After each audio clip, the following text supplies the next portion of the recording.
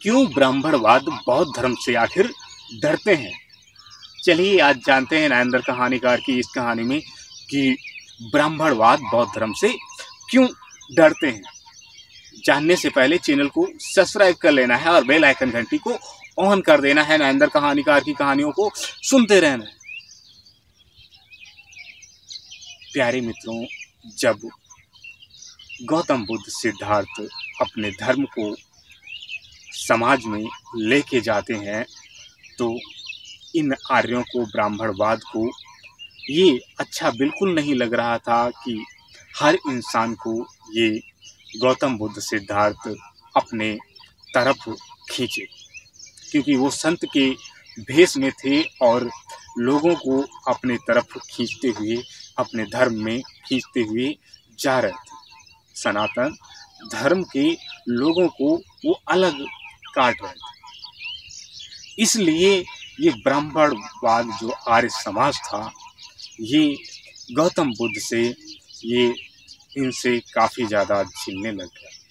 इन्होंने विचार बनाया कि इसके धर्म को और इसको ख़त्म ही कर दिया जाए। पुष्यमित्र सिंह ने इनके पास युद्ध कर दिया जाकर के, लेकिन ये युद्ध कला में भी काफ़ी ज़्यादा गौतम बुद्ध सिद्धार्थ निपुण थे। इन्होंने 21 बार इस ब्राह्मणवाद को हराया था। उन्होंने 21 बार ब्राह्मणवाद के युद्धों को हराया था और ब्राह्मणवाद सबसे बड़ा दुश्मन बौद्ध धर्म को मानता और बौद्ध धर्म से डरता इसीलिए है कि वो युद्ध में भी जीत नहीं सकता। वो युद्ध में आमने सामने से भी जीत नहीं सकता। छुप छुप के पीछे से सिर्फ वार कर सकता है। छुप छुप के पीछे से सिर्फ वार कर सकता है, सामने से वो जीत नहीं सकता। जब गौतम बुद्ध सिद्धार्थ सभी इंसानों को एक समान मानने लग गए और वो ये शिक्षा देते थे कि आप इंसान हैं और ना तो आप कोई शूद्र हैं, ना तो आप कोई नीचे जाति से हैं, ना तो आप छोटे हैं। इंसान एक समान होता है। गौतम बुद्ध सभी को यही कहते हैं कि हर एक इंसान एक समान, एक बराबर होता है। उसी प्रकार से प्यारे मित्रों, इस समाज की और बौद्ध धर्म की जनसंख्या बढ़ती चली जा रही थी।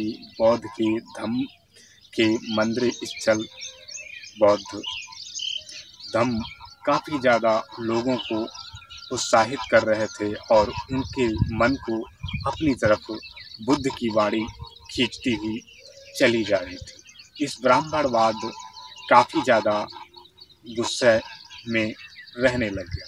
ब्राह्मणवाद ने बौद्ध धर्म पे आक्रमण बोल दिया। अपनी सेना को ले जाकर के बौद्ध धर्म पे आक्रमण बोल दिया और इधर काफ़ी ज़्यादा बौद्धों को, प्यारे मित्रों, मौत की गली उतार दिया। इधर सिद्धार्थ गौतम बुद्ध ने जब देखा कि ये काफ़ी ज़्यादा हमारे लोगों पे आक्रमण किए जा रहा है, गुस्से से उठते हैं और सिद्धार्थ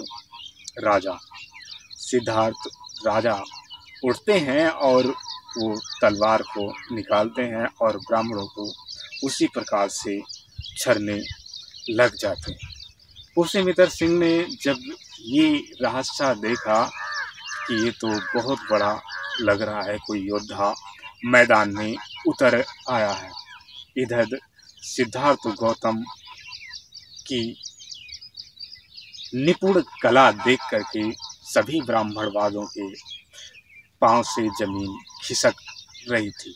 शरीर का थर-थर कांपना उठ रहा था, क्योंकि ये सबसे बड़े योद्धा, प्यारे मित्रों, सबसे बड़े योद्धा कहलाए थे। पुष्यमित्र सिंह को मैदान छोड़ करके, प्यारे मित्रों, भागना पड़ गया था। तब भी पुष्यमित्र सिंह भाग ही रहा था और इधर सिद्धार्थ गौतम कला में निपुण उसे घोड़े से चढ़ करके और उसको भागता ही रहा और उसके पास जा करके पहुँचे तो प्यारे मित्रों कहने लग गए पुष्यमित्र सिंह कि ऐ भगवान मुझे छोड़ दो, ऐ राजन मुझे छोड़ दो, अब मैं तुम्हारे पे कभी भी हमला नहीं करूँगा, हमला नहीं करूँगा। सिद्धार्थ गौतम इस बात को अच्छी तरीके से जानते थे कि जिस दुश्मन को छोड़ दिया जाए वो आस्तीन का सांप बन जाता है, इसे डसना डस ले सकता है।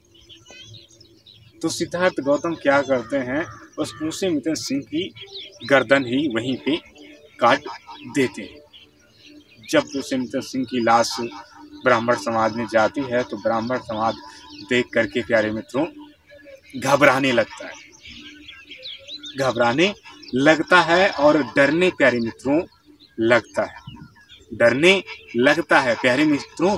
इसीलिए बौद्ध धर्म से ये ब्राह्मणवाद डरता है, इसीलिए बौद्ध धर्म से ये ब्राह्मणवाद डरता है। चलिए प्यारे मित्रों, आशा करते हैं कि आप जान गए होंगे कि ये ब्राह्मणवाद बौद्ध धर्म से क्यों डरता है। चलिए हम आपको फिर से मिलते हैं अपनी नेक्स्ट कहानी के साथ में।